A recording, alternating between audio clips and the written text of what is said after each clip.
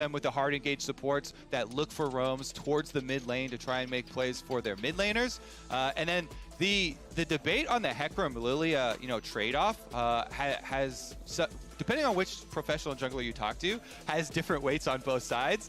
A lot of them really like the Lillia side currently, but we just saw the power of having engage, and especially if you go the full tank Hecarim style with the chem tank, the extra speed does give you burst damage, for your initiation as well, and get you into a good position for getting those ultimates. And he still clears like a freaking monster. So the power of engage definitely coming up big. Well, Azir Orianna banned away here. Ezreal banned on the Team Liquid side, interestingly. So something we have seen a little bit, but not a lot of, from the bot lane position. This does look to me like CLG, actually they already have Lucian, so they can't really take Syndra here unless Turtle is committed to playing the Lucian. But as you said, it's kind of hard to ban out Jensen. There are just so many champions both he can play and that the meta kind of allows for. But taking two of his better ones away certainly can set up Pobelter in the mid lane here. Whether he has the Lucian or something else, if they do want to flex it away, as Sion is going to be the last ban away from Finn, who has been quite effective on these tanks, and also something like Aatrox as well. Again, I think I agree with you when you say that he has been CLG's best performing player so far. One of the things I like too is if you take away one of your possible counter picks for something like Twisted Fate, which Twisted Fate kind of fell out of the North American meta because of Tristana, because of Sylas, these counter picks into it that people were using really aggressively. But if you early draft this Tristana as a flex pick, threatening it to either be a solo lane or a bottom lane, then you just flex it bottom lane, you can reopen windows like that later in the draft that have been previously closed, and some teams have started to just write off as completely out of the meta and no longer possibilities. But as more expected with a traditional pick here for Jensen, the Syndra, you bet away the Ori Azir. Guess what? Syndra is next. Victor follows that, write down your list of control mages. They just nab that one right up, and Alphari onto his Gangplank. Yeah, blind GP really good here. Curious to see what kind of pick Finn wants to go for, if he's just going to try and stabilize the lane. Again, Alphari has just been so consistently good for Team Liquid. Even though his recent early games haven't been nearly as dominant, we know he can certainly take over a game at basically any stage. But I like this one here from Finn. Counterpick Cho'gath here, something we've actually seen from Licorice already. I love this one, yeah. And I want to see more of these more off-meta tanks that are more fringe picks. The Cho'gath, the Sion, they've been making more of a way into the LCS. I think they should be, dipped into as far as that frontline pool when things start to get thinned out. Cho'gath, guess what? Knockup versus Gangplank is exceptional because you can't orange your way out of it. Silence is extremely good versus a lot of these dive champions, a lot of these melee champions. He can set up in lane really well, and if Cho'gath gets to stay on the lane minions, gets to actually have access, the sustain that he gets is so good for for a lot of these lane matchups, even with the harassment that Gangplank puts out.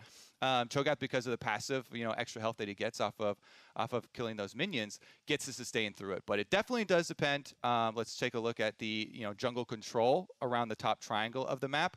Lillia Hecarim is one of those ones that hangs in a balance. Yeah, it's funny to me that Gragas has been such a popular tank pick in top lane for basically the inability for you to push him out of lane because of all the sustain. And Cho'gath kind of feels like he offers a lot of the same lane security while also offering different things in the CC department as well. And of course, being a good frontlaner. So I agree. I think we should expect more Cho'gath. I do like that Finn is willing to take it up here against the GP. See how the matchup goes as things develop. But Jensen up against good old Pobelter here in the mid lane. As two, I guess the current and former Team Liquid mid laner are going to score off early on here. And coach too as well. I love it. Pobelter, he moonlight as a coach for Team Liquid. Came over to CLG actually on his resume with part of that coaching experience. Part of the reason they wanted to pick him up to come in and fix their mid and late game shot calling, which was the biggest plague for CLG early on in the season. Remember, the way that CLG found themselves to 3-11 was not a straight path. It was not just straight rock bottom. They had so many good early games that they threw away later on into the game with some mid and late game shot calling mistakes.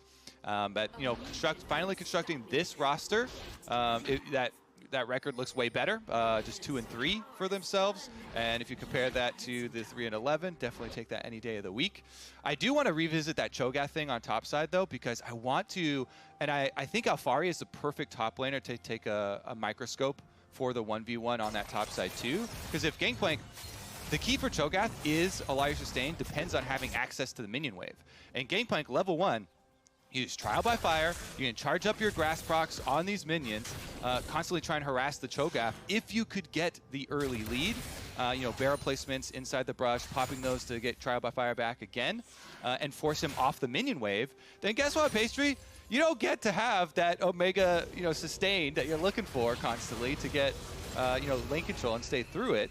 And it really does depend on some of the early stages here. Alphari, as you can see already, he was chunking him out while still not missing a lot of these CS. And that's the key thing that we've seen from him, accrue so many of these CS leads in just the 1v1 scenarios. Yeah, level 2's hit across the board now for TLs. They're going to go in for that first blood. Smoothie going to be the target, already looking low. Damage is good, tactical flashes in, and that is first blood for CoreJJ.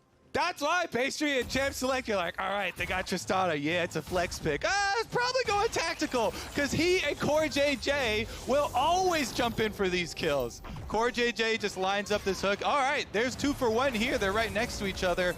I don't care if I landed on the Leona. It's still level 1 Leona. Ignite goes down. Tactical knows he can flash in for the extra auto because if you get the kill, you can get your rocket jump reset right back out.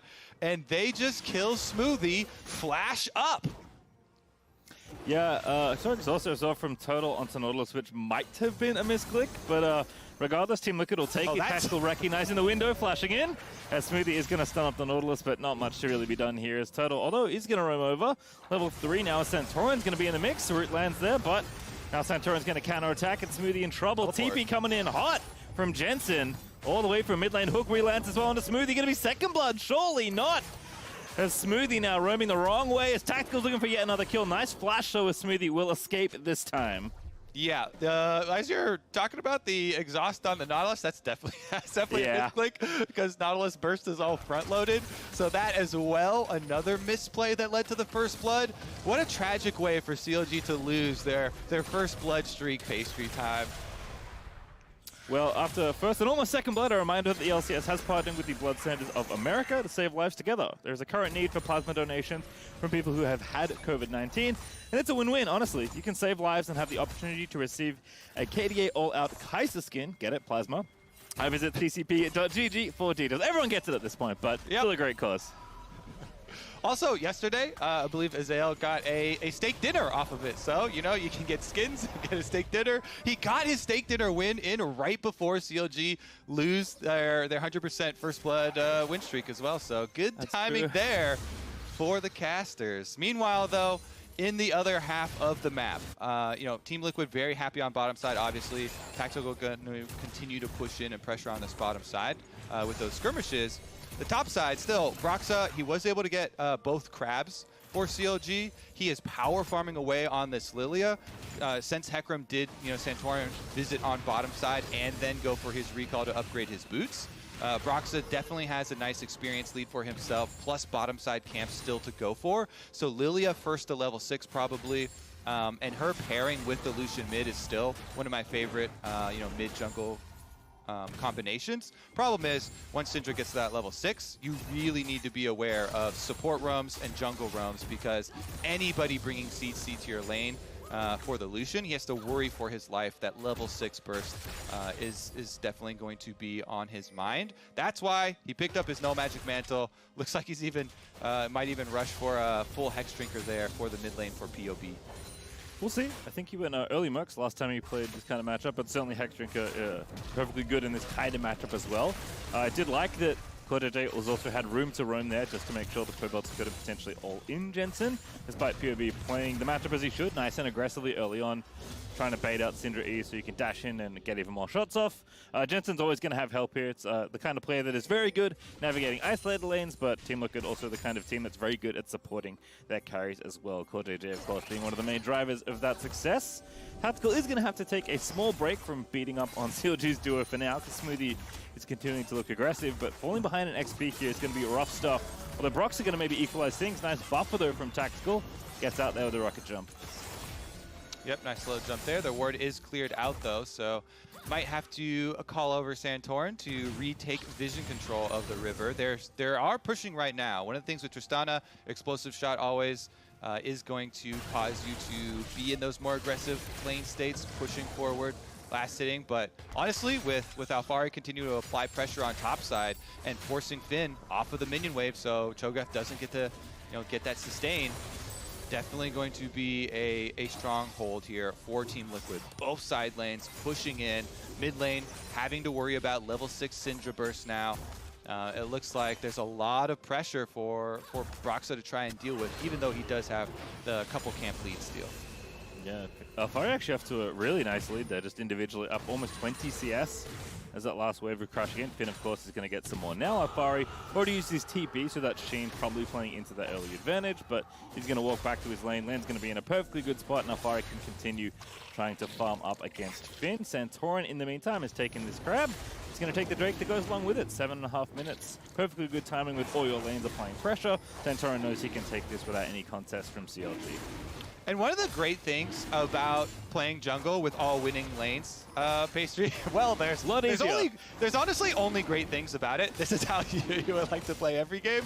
But one of the best is that even when you go for neutral objectives like this, with the full vision control afforded to you by having all these pushing lanes with kill pressure on top of it, is that even when you're not doing anything threatening, like you're not showing, so by basis of not showing and being on a neutral objective, you're still making, guys like Pobelter worry about, all right, am I getting flanked right now from both sides? There's no vision for him around that mid lane. So until the call goes out from Dragon, hey, guess what? They did Dragon.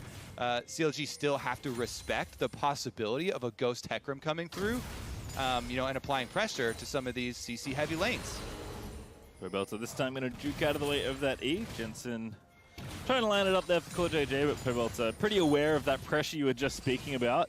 It doesn't just have to be Santorin. He's going to be pretty close to level 6 at this point. In fact, just dings over there as Broxah has been farming up a Storm. That is one of the things that he's got in his favor, despite Santorin getting an early Drake. Now, bottom side Tactical going to be put to sleep. Oh, the cleanse a touch early there. There's now the damage coming down. There's the ulti out of Turtle. And Tactical's going to flash out of there. And now Broxah almost dies to the GP ulti. And Tactical, despite the mistiming on the cleanse, still gets out of there. Yep, has to use the flash as well, but gladly uses that. That was flash from Broxah, ult from him, and WildTurtle both used. And this is the weak side of the map for Team Liquid, so they are able to easily and confidently pick up the Rift Herald for Tactical's troubles. That has been a guy for the side of Team Liquid that has, had some recent struggles. They talked about a little bit of burnout. He was getting picked off a decent amount in some of their mid-game rotations, but they're able to escape even 3 members of CLG in the attempted game. Oh, Santorin even stealing away the big Raptor from Broxah, so going to lower that jungle farm difference by a decent amount as Core and Tactical do return to lane. Looks like a base there for Turtle and Smoothie as Broxah, again, is still farming things up, but as you mentioned, Santorin did grab that Herald, so Alphari's lane looking like a decent place to maybe drop that in the next few minutes and collect those that plate gold, because again, Alphari is just doing such a good job of controlling this lane and keeping Finn off the wave as long as he possibly can in this 1v1, which has been completely isolated for this first 10 minutes. Yep, definitely a sad void monster up there. Cho'gath, when you don't get to have access to the wave, look at him, he's like, please, may I come less at this minion? Alphari says, fine, if you take a Q to the face and grass proc, then you may eat a little bit. But he's definitely going to be starving up there. You can see with the gold total already, Alphari is right up there, but his teammate Tactical with the first blood cash-in was previously right above him. Just kind of give you a difference of how that CS plus Gangplank parlay gap has gone. Finn's actually under Santorin in that gold graph, so not feeling too happy right now, but again, as long as you can get to the mid-game and group up with your team and still be a good meatball, things will be A-okay. As long as you can line up your Lucian and your Xayah. TL, they're not going to let up the pressure anytime soon. Lots of jostling for position back and forth here as CoreJJ, I think, is trying to bait Smoothie in here, but seems like it's more about fighting for this wave priority. His Tactical is a little bit more aware of going for more aggressive plays, given that he did have to use his summoner spells not too long ago. But Broxah clearing a ward, maybe not safe. Santorin, though, just going to trade control wards here instead. Don't get put to sleep, though. Smoothie's here, but there's the ulti out. CoreJJ has already roamed up. Jensen going to be forced to flash over. Santorin also burns the ulti. But CoreJJ looking for the re-engage, finds it onto Smoothie. Smoothie though going in instead. Now the TPs are coming through for both sides. The Smoothie low but not dead is Jensen. Gonna be picked up by POB, flashes in, grabs the kill. And now CLG is gonna scurry on out of there. Yeah, Tactical is not able to have any influence, and now Alphari caught in transition. Alphari in a 1v5, can't get out of this one. Who's the kill going to? It's Finn, who finally gets some revenge. Can we get a replay? PastryTime, how did we find Alphari here? We are definitely wondering what led to this moment where he is inside the entire CLG team. Looked like he was on the minion wave up there, but just did not respect the engage from CLG, and this comes after, you know, a good disengage by Santorin. You use the Hecarim ultimate, Unstoppable, to deny Lillia ultimate every single time away, but on the outside, Pobelter is able to flash in, they pick up the kill, and then Alphari was coming around for the flank. All of a sudden, with that slow landed on him, really good follow-up here from Smoothie right after he eats the oranges, hits him with the E, even with the flash, can't get out and away from CLG, so they start their own little snowball, trying to get back into this game. Couple of kills picked up for CLG. Time for Team Liquid to reset before Dragon, though. After those kill timers expire, everybody reviving. CoreJJ working with Tactical to try and regain some vision control over this river. They do have Syndra as well as Nautilus. Very good for trying to punish any face checking. Really good line stuns if you try and go through a jungle corridor. Those are two of the most devastating. You just throw your Syndra stun through, gets multiple people, and then Nautilus ultimate somebody in the back. So that also will get multiple people. Oh, Alphari now, once again, going to be put up in a 1v2. Pops the ulti though to escape. Knockup's not going to land. Very nice footwork there from Alphari to avoid it. But now Smoothie going to follow up here. No, oh, does have ulti actually, but oranges were not committed, so Alphari can just walk on out of there. Yeah, maybe if Broxah had early committed his ult just to get the oranges out from Alphari, make him use those and posture around long enough for Smoothie to get in range, then he could try and hit the ultimate from long range and follow up. But definitely a risky one. I have to say though, they have been very liberal with their ult usage thus far, so worth a shot. 2 dragons though stacked up for Team Liquid. 4 minutes here on the clock for CLG. Even though they have been able to regain some gold for themselves with these extra kills, it's still looking a little difficult as far as entering this dragon area, because bottom tower was the tower taken by Team Liquid. That's why they still hold their gold lead, and that's the one with these minions pushing up, giving them the extra, minion vision down through the lane, allowing them a lot more, setup here for Team Liquid. Oh, POB is the one tasked with pushing out the long lane, but going to be safe for now as Smoothie is busy getting a bit of vision over to that side. Top side actually still has the Trist there, so Tactical can take this tower out pretty aggressively. In fact, it's not dead yet, but won't take too long with Tristana there alongside the GP. And the Nautilus Turtle is busy also counter pushing here in mid, as the teams are basically just accepting the sides of the map they've chosen to play for right now, and it does seem like CLG just wanting to trade more than anything else. So gold lead staying pretty close, but it'll go up a little bit on either side as Tactical will indeed finish off that top out of it. POB, not too much extra work needed to trade here on bottom side. But because Tristana pushes quicker, explosive shot on the tower, they get it first, so they're going to get first move. Rift Herald is number 2 is going to spawn now as well, and Team Liquid, they've got plenty of time. 3 minutes before Dragon. That's enough time to get Rift Herald number 2, pressure on mid, even use Rift Herald number 2 on mid. Then you open up the entire jungle of CLG to warding, since you've taken out all outer turrets, and that allows them to lay the entire pathway towards Dragon number 3, the soul point Dragon for themselves, without having to take so much risk. Yeah, TL happy to trade, honestly. Santorin going to finish up this Rift Herald. So they already have the 2 dragons. They'll take the top half of the map they already had and continue to get the only remaining objective that either team could really play for, as Team Liquid have just done such a good job of keeping control here in the early game. Tactical is isolated currently in the top lane, but I think has learnt his lesson from last time. Is going to back off early here, as we know Smoothie is roaming up, and I think Tactical senses that he's not all that safe right now with just POB showing in the lane. Yeah, POB on Lucian and split pushing was not a good story earlier this weekend, Pastry. However, he has made a couple small adjustments. You know, he does have the teleport this time around instead of the ignite. He also has Smoothie hovering him this time around. So you've got a little babysitter in the side lane when you're trying to push up side lane. That definitely helps because, man, he was picked off so many times in their previous game. Now even backing off before they get up to the turret. So some adjustments here for CLG. That's what you like to see, even though they are eliminated, looking at improvements. Looks like Jensen decides, I'll save that blue buff for later. I'm going to say that was intentional. It's just like, all right, you can live for now, blue buff. I want a longer duration of it for the dragon fight. Because if you take it now, you know, it's going to be close to expiry there for the dragon fight. Wants a full duration. Did also see this mending wave as well, so perhaps realizing that he wants to take the value he might miss as Broxah. I mean, it was about to die. All right, well, there's Drowsy now. Ulti lands in for Smoothie, and Jensen's just dead. POB flips in for the last hit, but can CLG get more? CoreJJ forced to flash out of there, and CLG, it's just one, but it's a good one. It's a 5-head PastryTime. You see, Jensen foresaw his own death, and he said, you know what?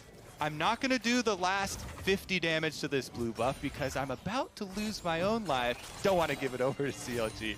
Now, though, he's going to respawn, not have much time to go over to the blue and get it for this dragon fight. He does have teleport, so they could, if they really wanted to, make that commitment, but it does hinder Team Liquid's earlier game plan.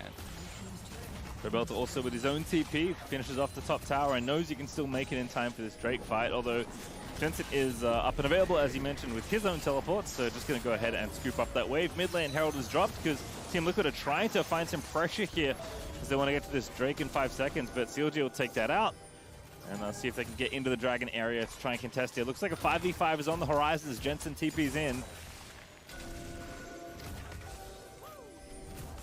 All right, watch out for this Cho'gath. Gonna whiff, actually, no setup for that Q. Usually you want to land a slow before you go for these blind Cho'gath Qs.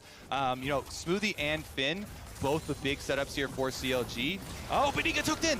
Oh, Smoothie in a little bit too early. Now gonna get CC'd up and killed by Santorin, and there's no contest now. POB was a long way away trying to flank here through the old blue buff, but now gonna just have to maybe contest for it. Pobelter's hitting it. Finn's got Feast, I guess. But now Finn's going to be the first target as CoreJJ is low and Will's out of Tactical, but Core now going to go in as he will fall down, and POB is going to jump on Tactical to look for that trade. Turtle lives, and CLG somehow turn around the 4v5 as Jensen is the only one from TL left alive. He is going to get the kill onto Broxah, but at what cost here is POB is going to put the final nail in Team Liquid's coffin. It's POB picking up the ace for CLG. Oh, he's allowed to slink around the back there, pick up all these kills for CLG. That is a 502 POB PastryTime.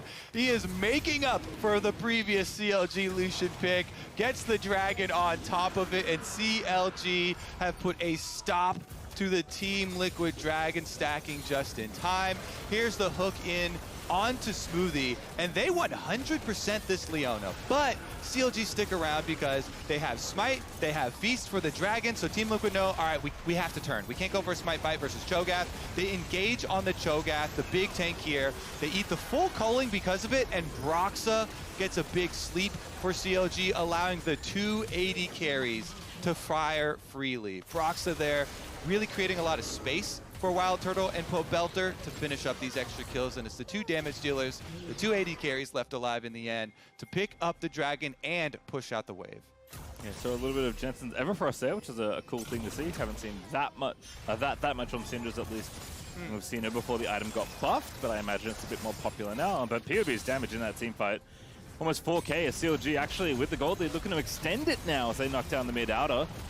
So nice and easy now, 2k ahead as Team Liquid wondering what happened. I mean, would it not be the most counter logic thing for CLG after being eliminated from MSI contention to now start taking down some of the top teams in the LCS and go on a big win streak? Certainly would be on brand for them. Team Liquid, they still have plenty of a hold on this game, though. Yes, they are now behind in gold, but they really do have a good team fight setup. I like that you call out this Everfrost pick here from from Jensen, because after the buff, you know, so many people shouting to the rooftops how gold efficient and how good Everfrost is now with the active also getting improved. You can use that with so many of these champions that also have their own stuns and stuff to set it up with the snare. Really does bring a tremendous amount of CC now to the Syndra kit. I don't know about being worth the full trade-off there, but I want to see a big Everfrost play now from Jensen. Looks like the squad is moving up on Pobelter, but he's trained his Lucian split pushing, and he's being more cautious, backing off, rightly so. Well played here, CLG. I mean, he's just the new bot laner at this point. He's alongside Smoothie this whole time. His POV gonna go all the way back. That was the change. He's like, you know what? I just need somebody to watch my sides here. You got my back, Smoothie, and we'll be able to push these side lanes out, no problem. You see bottom side too. They were able to shove that one out really nicely. And now you get this collapse over towards Baron buff. Bottom side pushing in, giving them vision for themselves. Alphari does not have teleport. When he shows on the wave, all he can actually attribute to this Baron will be his ultimate. CLG burning it down. Really getting spotted. I don't think that tips off. They got it now, Pastry. Yeah, I mean, they've got Feast. Actually, they don't have Feast. Finn already used it or used it earlier, but it doesn't matter. Baron goes over. Team Liquid asleep at the wheel as CLG sneak the Baron away. How the turntables.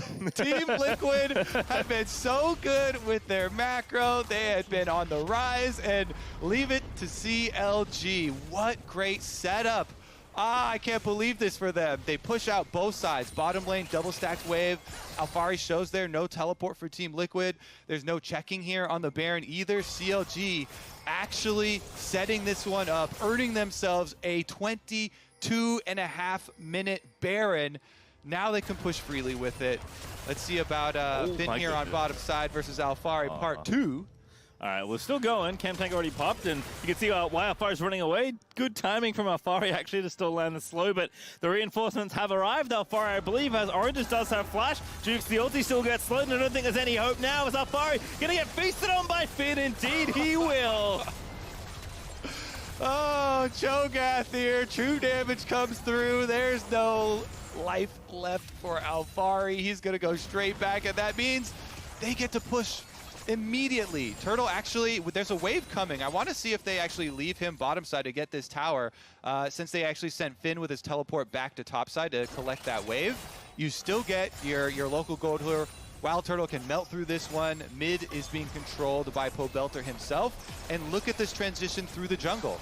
They're playing it so nicely and safely, covering their split pushes here for CLG. What big changes they've made just within a couple days here to the execution of this strategy for CLG. They've got Smoothie and Broxah hovering in this jungle. You see multiple wards in the red quadrant, allowing Turtle and Pobelter to push up, pressure those towers. They take the bottom one, Finn even backing off, playing weak side on that top side, and having his teleport ready to collapse if Team Liquid go for the engage. Well, Broxah once again looking for another really nice angle here with the Lillia ulti, but only finds CoreJJ and not particularly interesting sleep target for Broxah right now. So instead, CLG will just wait things out. There is a dragon up. Turtle's going to go ahead and take that as Broxah is busy pushing in the bottom side of the map. And CLG, I mean, this is kind of something I feel like everyone thought would happen with a team full of such experienced players, right? That they would be good in these kind of spots, right? Like everyone would be on the same page and know how to execute in different common areas of the game that they've all been through, you know, thousands of times at this point, both in scrims and on stage. So they clearly know what to do with Baron, Kobe. It's just a matter of getting it, and Pobelter just erases tactical, clearly the superior marksman out of CLG there, as they'll take the tier 2 in mid as well. All right, I want to see that one again. Oh, POV versus Tactical. It's a level 16 Lucian, and no sums used by Tactical or Pobelter, so definitely want to see that. It's probably one of those ones coming down to, you know, underestimating the burst damage there.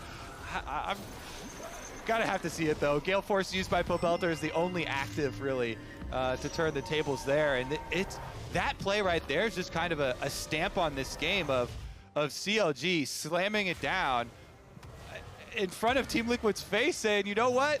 You cannot count this as a trap game. Who was it on Team Liquid who tweeted out, happy to go 3-0 this weekend? Was it Jensen? Jensen. Of course it was Jensen. Ah, Jensen! I mean, he's also the person that said it's doomed when I'm talking about having to play Pobelter this weekend. So True. he's a memer. He's a memer playing both sides. I love it. I love it. Have to be careful Tactical what you though. aim for though.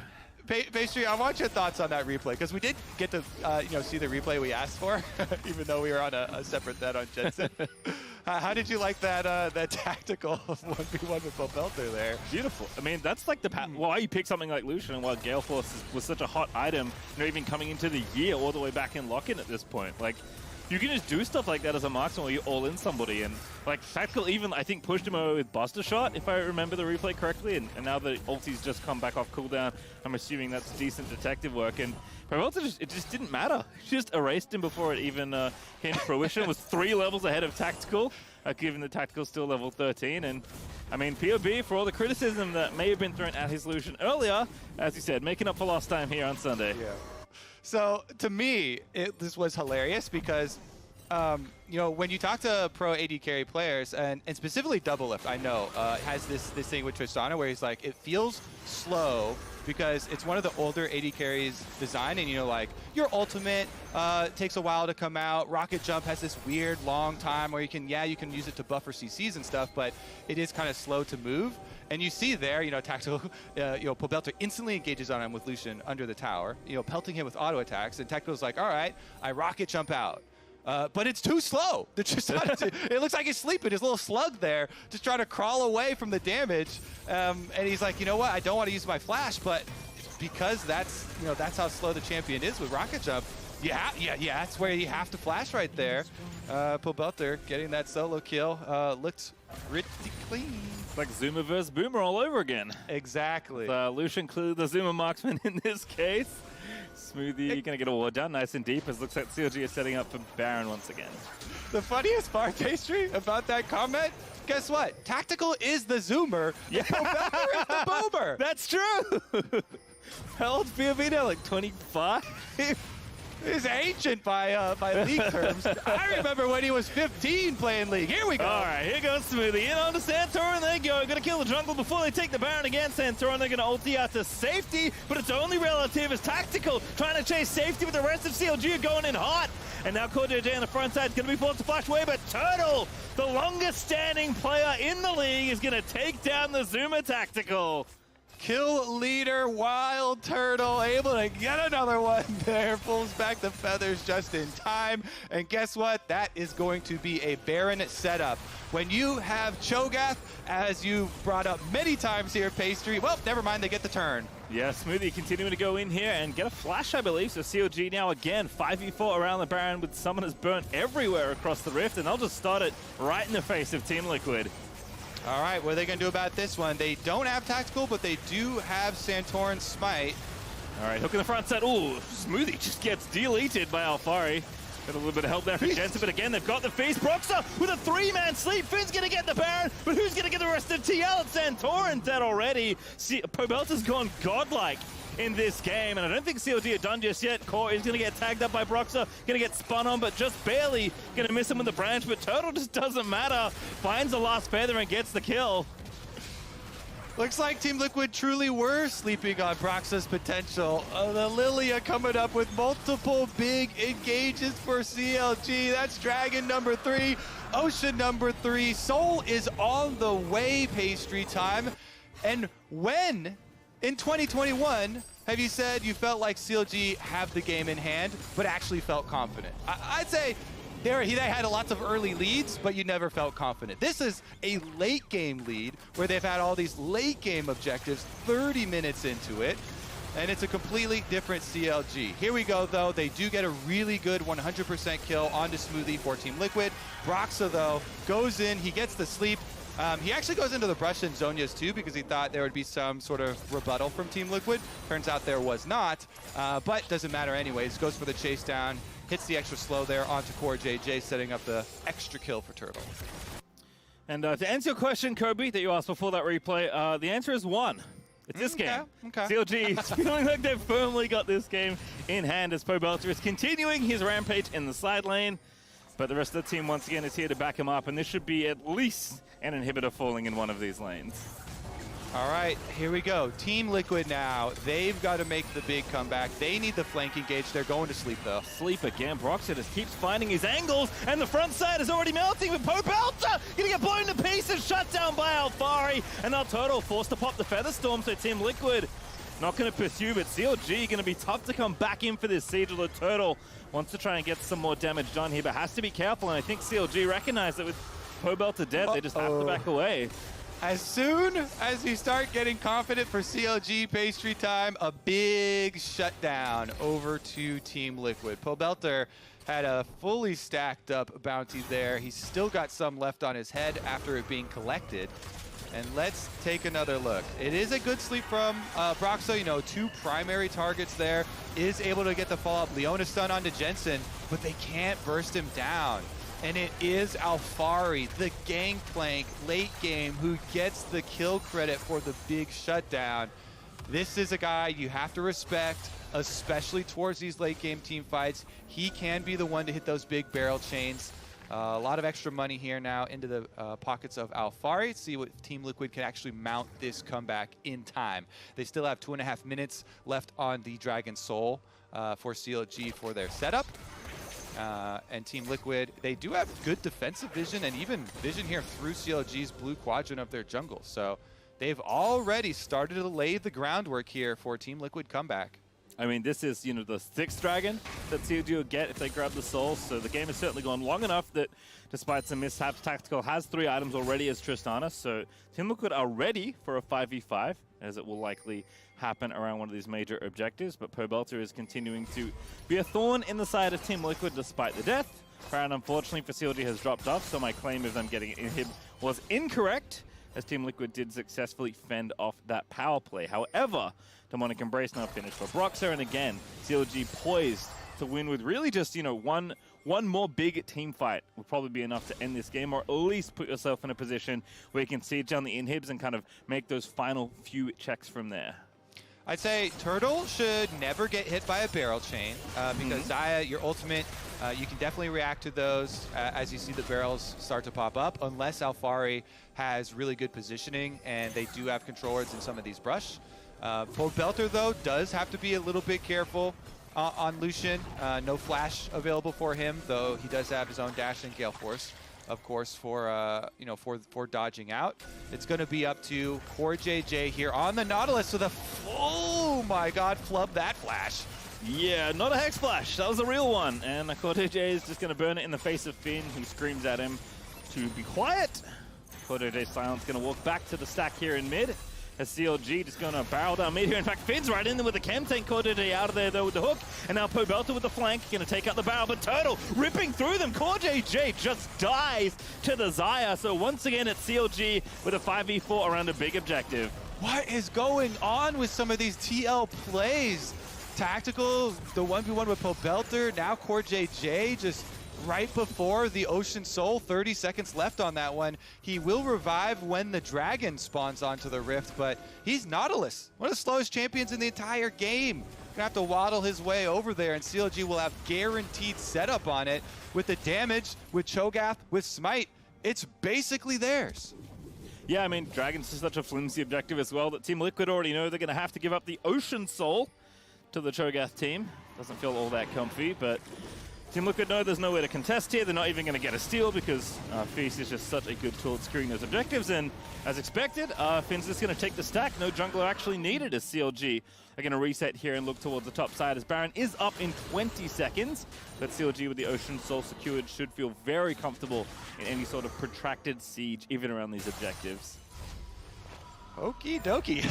We've had quite a few surprises in this game, PastryTime. Happy to turn my sight towards the Baron, though, because this one is far from over. Definitely going to get spicy here. We've got a tri-brush trap laid by Team Liquid. Can they catch anybody? There's no vision for CLG. And it looks like Smoothie might get a sweeper edge. Oh, good ward, actually. Just throws it in. Turtle also pushing mid, so again, CLG just trying to get some more traction in space here, but have to be careful not to get cut off by the rest of Team Liquid. Now going to go to sleep here as Finn's going to move in. Santorin maybe the target. Silence is there. Knockup's not going to land. That was Smoothie also going to miss his E. But now the collapse is still coming as Turtle's going to rejoin the team. And the ulti out of Leona is going to go just barely wide. But CLG again, zoning Team Liquid away from the Baron. That's all it's about, Kobe. Interesting, because Team Liquid still have plenty of cooldowns, but because there's so much damage on CLG, 280 carries, Feast, and Smite, it doesn't matter. Like you're saying, if you get zoned off, even a screen away, you don't have the time to get back over there. And so Team Liquid still, they've got all their ultimates for fighting this team fight, save for the Gangplank ultimate that was used there for attempted counter on Baron. They can try that, but CLG just marching forward behind this behemoth Cho'gath and the Baroned up minions should be able to work down these inhibitor turrets. This is one of the most satisfying reasons to play Cho'gath, which is so, like, literally massive in the middle of this lane as CLG look to siege up these inhibitor towers that they couldn't get done the first time around, but still with the Red Bull Baron buff should be able to knock down some of the base here in the front side as Pobelter delayed the wave long enough to try and sync up with the rest of his team, and now Turtle onto the tower. That one's going to fall. CLG still moving in, though. Going to take out this inhib about as quickly as Pobelter backing off here. Team Liquid going to have to make their stand at some point, but decide not to fight for the mid inhib there. Jensen popping Everfrost, trying to pick up Broxah, but does not find him over the wall as Alphari's barrels, perhaps the thing to watch here. Yeah, and still no previous wounds here for Team Liquid versus the Ocean Soul, so CLG just brute force in. Ooh, CoreJJ going to find Finn, not the best target, but still damage is good. Tactical there. He's going to get some shots off, but again, as you said, Kobe, that Ocean Soul making this kind of siege so easy for CLG. Yeah, just, tag something, do a little damage. You get your regen Turtle. On the tactical, getting aggressive. Now TP back in from Finn, decided to get the health bar back even quicker. And now zooming in with a home guard buff. Tactical, gonna go to sleep, and now Pobelter's diving in for the kill. They are gonna grab it. They take the tower down as well as Smoothie looking to lock up Santorin, but CLG streaming into the base as CoreJJ finds Turtle there, but the Featherstorm is nice out of Turtle there. It looks like Team Liquid are just gonna have to watch their Nexus crumble. Finn flashes in for Alphari, looks to sound Jensen, misses it all, tanks up the towers, almost dead, but doesn't matter as Finn goes golden, and CLG are gonna take down the Nexus. No, not yet, Kobe. It's not over till it's over, but CLG gonna catch the wave and go back in. Jensen finds the stun on the POB, but it's not enough for Smoothie's gonna counter CC Alphari. Alphari gonna die. Jensen the only one left for the ace to be delivered over to CLG, and in only the way that CLG could, they'll beat up TL after they're out of playoff contention. Oh my goodness. Counter Logic Gaming have arrived. PastryTime. Really, my biggest takeaway, happiest thing to see for this game is the improvement in such little time from what we just saw for them in the first 2 days of this weekend. Those kinds of quickly implemented changes for a team is exactly what these teams that are, already eliminated from playoffs are looking for. For Golden Guardians and Nero, he had a whole video talking about it, what he wanted to see from the team, more aggressive plays, not backing down. CLG take this to another level, stomping on Team Liquid here with full mid and late game control. You really like to see this, because if the bottom of the standing of teams falls asleep, gets lackadaisical because they've been eliminated, then it kind of moves its way up. And we see things like Team Liquid, Jensen, he was joking, but tweeting out stuff like, happy to get the 3-0 weekend, overlooking these trap games of teams that are really underestimated. If these teams stand up and can really check all the guys that are tied for second place and looking for the top of the standings, this is what is going to sharpen the rest of the league. Absolutely, and Team Liquid not going to be tied for second after picking up the loss to CLG, who look very much improved in a short time. But after the break, we got to have Riv talking with Pobelter in the Verizon post